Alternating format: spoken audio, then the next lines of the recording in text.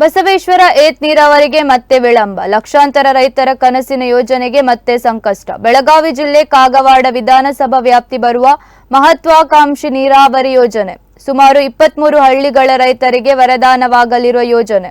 ಮೊದಲ ಹಂತದ ಕಾಲುವೆಗೆ ನೀರು ಪೂರೈಸಿದ ನೀರಾವರಿ ಇಲಾಖೆ 63,000 ಎಕರೆ ಕೃಷಿ ಭೂಮಿಗಳಿಗೆ ನೀರು ಪೂರೈಸಬೇಕಿದ್ದು ಯೋಜನೆ 10,000 ಎಕರೆ ಕೃಷಿ ಭೂಮಿಗೆ ಸೀಮಿತ. ರೈತರಿಗೆ ಇನ್ನೂ ನೀಡುವ 11 ಫಾರ್ಮ್ ಭೂ ಪರಿಹಾರ ನೀಡುವುದಕ್ಕೆ ವಿಳಂಬ ಮಾಡುತ್ತಿರುವ ಅಧಿಕಾರ. ಪರಿಹಾರ ನೀಡದಕ್ಕೆ ಕಾಲುವೆ ಕಾಮಗಾರಿ ವಿಳಂಬ ತೋರಿದ ರೈತ. ಕೆಲವರು 200 ಮೀಟರ್ ಕಾಮಗಾರಿ ವಿಳಂಬದಿಂದ 7 ಹಳ್ಳಿಗಳಿಗೆ ನೀರಿನಿಂದ ವಂಚನೆ. ನೀರಾವರಿ ಇಲಾಖೆ ಅಧಿಕಾರಿಗಳ ನಿರ್ಲಕ್ಷ್ಯದಿಂದ 16 ಎಕರೆ ಭೂಮಿಗಳಿಗೆ ಆಗದ ನೀರು ಪೂರೈಕೆ.